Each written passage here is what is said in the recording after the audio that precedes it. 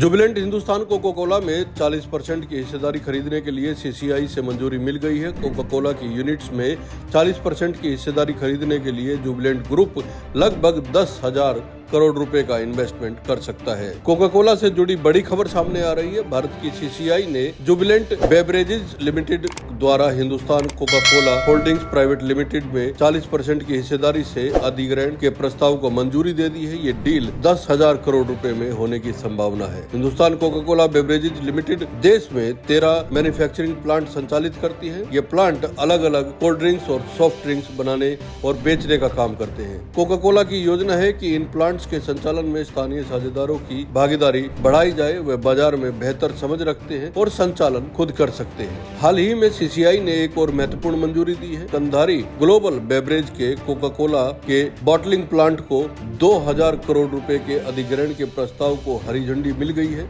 इससे साफ है कि कंपनी एक के बाद एक अपने बॉटलिंग यूनिट्स को बेचने के लिए तैयार है, ताकि संचालन की जिम्मेदारी साझेदारों के हाथों में दी जा सके और कंपनी खुद ब्रांडिंग, मार्केटिंग और स्ट्रेटेजी कंट्रोल पर केंद्रित रह सके। पिछले साल दिसंबर में कोका कोला ने आधिकारिक तौर पर यह घोषणा की थी कि वह अपने भारतीय बॉटलिंग व्यवसाय SCCB में 40% हिस्सेदारी जुबिलेंट भारतीय समूह को बेचेगी। इस सौदे में जुबिलेंट ग्रुप को न केवल देश भर में फैले कोका कोला की सप्लाई चेन और वितरण नेटवर्क में सीधी पहुंच मिलेगी, बल्कि यह उसके अपने खाद्य और पेय व्यवसाय को भी मजबूती प्रदान करेगा। डील में शामिल कंपनियों की बात करें तो हिंदुस्तान कोका कोला होल्डिंग्स एक होल्डिंग कंपनी है जो सीधे तौर पर भारत में कोई परिचालन नहीं करती है। ये कंपनी अमेरिका की कोका कोला कंपनी की सहायक है और हिंदुस्तान कोका कोला बेवरेजेज की पेरेंटर कंपनी है। वही जुबिलेंट बेवरेजेज और जुबिलेंट वेबको लिमिटेड दोनों नई संस्थाएं हैं और जुबिलेंट भारतीय ग्रुप से संबंधित है। ये सौदा भारत के